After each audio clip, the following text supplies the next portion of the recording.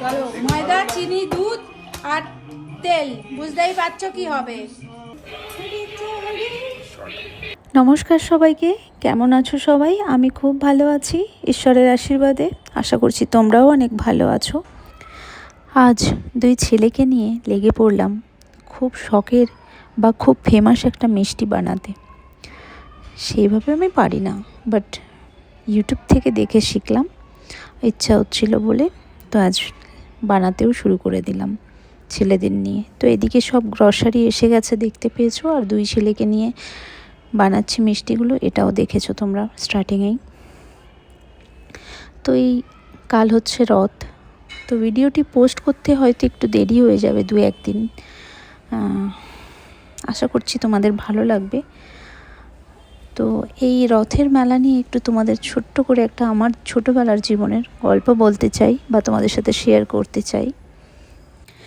গল্প মানে ওই আর কি করতাম রথের মেলা আসলে, সেটাই। জানি হয়তো তোমাদের অত টাইম নেই, বাট রিকোয়েস্ট রইল ভিডিওটি লাস্ট পর্যন্ত দেখার জন্য। তো আজ হচ্ছে 15 জুলাই, কাল হচ্ছে 16 জুলাই, জগন্নাথ দেবের রথযাত্রা। তো গল্পটি বলি, তার আগে তোমাদের একটা কথা বলি। একটাই অনুরোধ রইল, ভিডিওটি লাস্ট পর্যন্ত দেখো, দেখে ভালো লাগলে একটি লাইক করে দিও, আর কমেন্টে জানিও কেমন লেগেছে। আর যদি নতুন হয়ে থাকো আমার চ্যানেলে, অবশ্যই চ্যানেলটি সাবস্ক্রাইব করে পাশে থেকো। তো এবার গল্পটা শুরু করা যাক। যখন ছোট ছিলাম, এই রথের মেলাতে যাওয়ার জন্য খুব অপেক্ষায় থাকতাম, আমি আমার বন্ধুরা সবাই মিলে। প্রায় 10-15 দিন আগে থাকতে অনেক প্ল্যান করতাম যে রথের মেলায় যেয়ে কী করব, কী খাবো, কী কিনবো, এইসব। তবে আমার বাড়ির সব রকম দিক থেকে আমাকে ফ্রিডম দেওয়া ছিল। মা বাপির পারমিশনটা হলেই হবে, ব্যাস। আর তখন জানো তো বন্ধুরা, আমাদের সময় না বেশি টাকা লাগতো না মেলায় যেতে।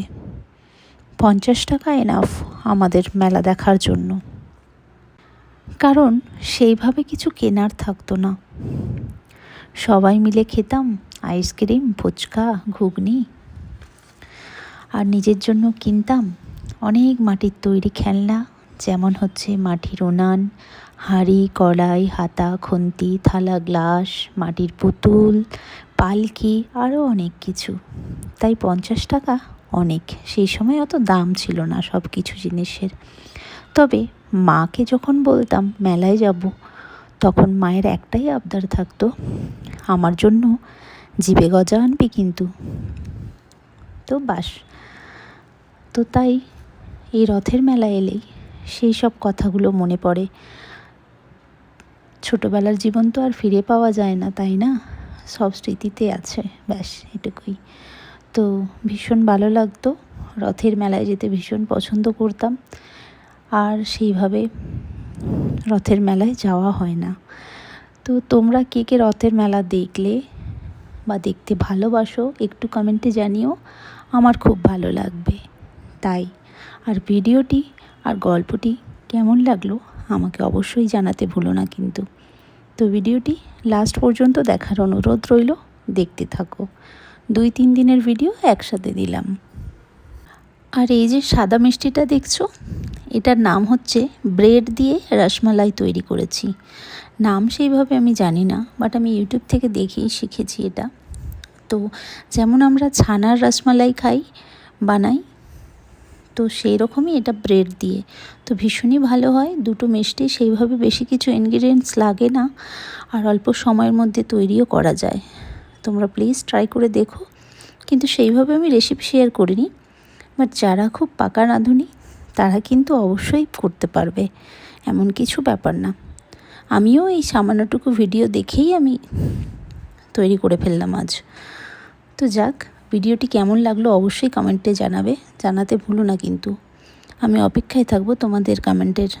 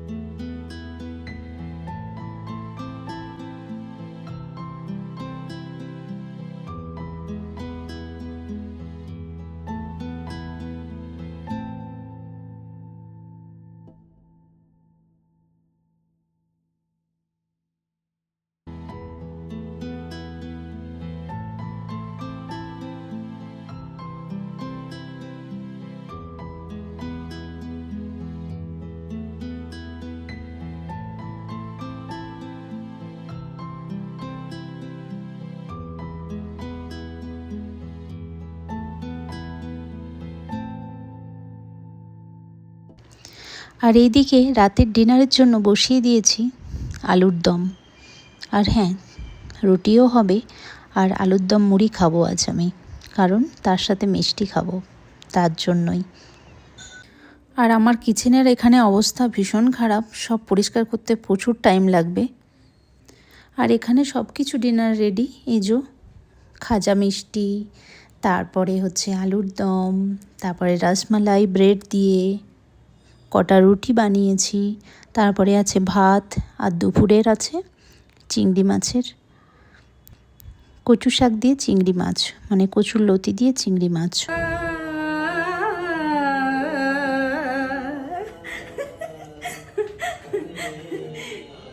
কাওয়া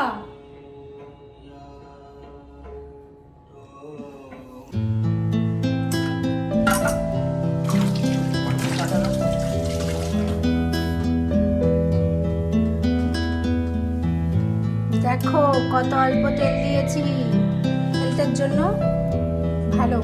তো চলো, আমি যে মটর কড়াই সেই ডিসেম্বর মাসে স্টোর করে রেখেছি, আজকে সেটারই তেল কড়াই করবো। সবটা করবো না, অল্প করবো।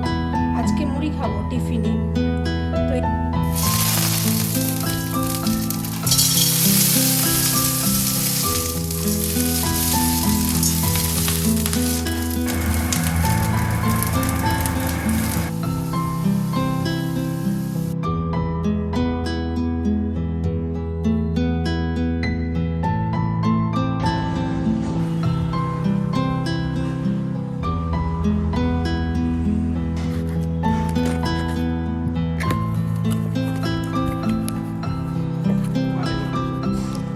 হিংসা দাদাগিরি মানে আমার এরকম ব্যাপার।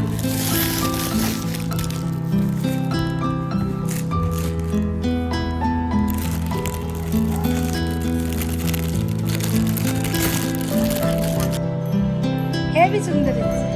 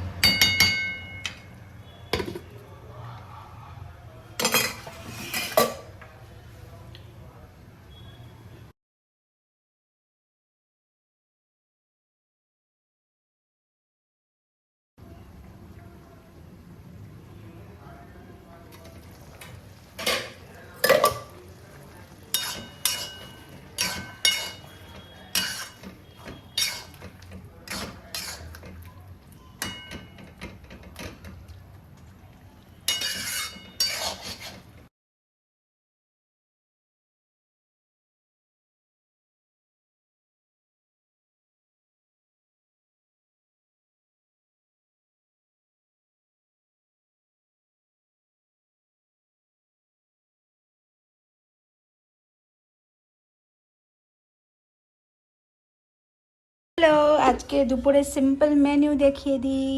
প্লেন রাইস, নিম আলু মাখা, নিম পাতা আলু মাখা, ঠিক আছে, নিম পাতা ভেজে আলু মাখা। আর এখানে হচ্ছে সবথেকে ফেভারিট আমার লতি, চিংড়ি মাছ দিয়ে লতি রান্না, ঠিক আছে, কচুর লতি রান্না চিংড়ি মাছ দিয়ে। আর এখানটা হচ্ছে চিংড়ি মাছের মালাইকারি। তাতে খুব সিম্পল রান্না হয়েছে, অল্প রান্না হয়েছে, কিন্তু সুন্দর সুন্দর আমার জন্য। এটাও ফেভারিট, এটাও ফেভারিট। তো লাঞ্চটা করে নিই। লাঞ্চটা করার পর দেখা হচ্ছে একটু পরে। আজকে রান্না হয়েছে ভাত, নিম আলু তৈরি, নিম পাতা আলু তৈরি ভেজে, নিম পাতা ভেজে আলু দিয়ে মাখা। এটা হচ্ছে চিংড়ি মাছ কচু শাক, আর এটা হচ্ছে চিংড়ি মাছের মালাইকারি, আর এটা কাসুন্দি মাসিমার। আর এখানে আমার নাকের অবস্থা খুব খারাপ, তাই খুলে ফেলেছি নাকের। এই যে নাকের অবস্থা খুব খারাপ, মুখের অবস্থাও খুব খারাপ। একটু সাজতে পারিস না পিঙ্কি, একটু সাজতে পারিস না? बात तो सही है दौड़ना तो पड़ता है। তো সাজার টাজার অত সময় নেই, বিরক্ত লাগে ওই বসে সাজুগুজু করতে। যখন করব খুব সুন্দর করে সাজবো কিন্তু, ঠিক আছে, তোমাদেরকে দেখাবো। আর শোনো, এখন আমি বানাতে যাচ্ছি ডিনার, ঠিক আছে। আর ঘরে বসে বসে কি সাজুগুজু করতে ভালো লাগে, তাই না? ঘরে বসে বসে সাজুগুজু করতে ভালো লাগে না, তাও তো অনেক সময় রিলস বানানোর জন্য, ভিডিও বানানোর জন্য সাজি, তাই না? তো যাই হোক, ছাড়ো, নর্মাল থাকতে ভালোবাসি। তাহলে এখন বানাতে যাচ্ছি, সুন্দর সুন্দর রেসিপিস শেয়ার করবো তোমাদের সাথে। তো চলো, আজ হচ্ছে ওয়েডনেসডে।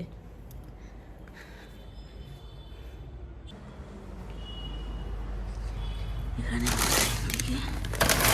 মানিয়েছি ময়দা, চিনি সব মানিয়েছি। তো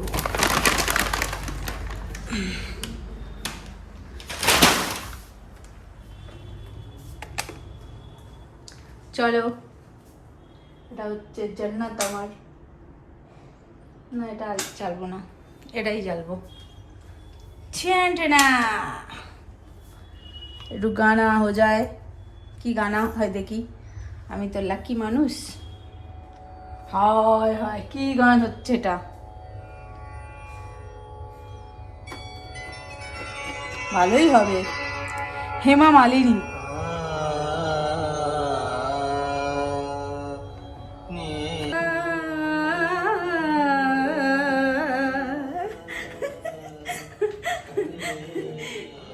কাওয়া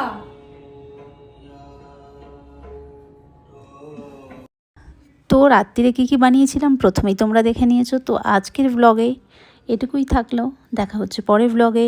তো টাটা, বাই, গুড নাইট, সবাই ভালো থেকো।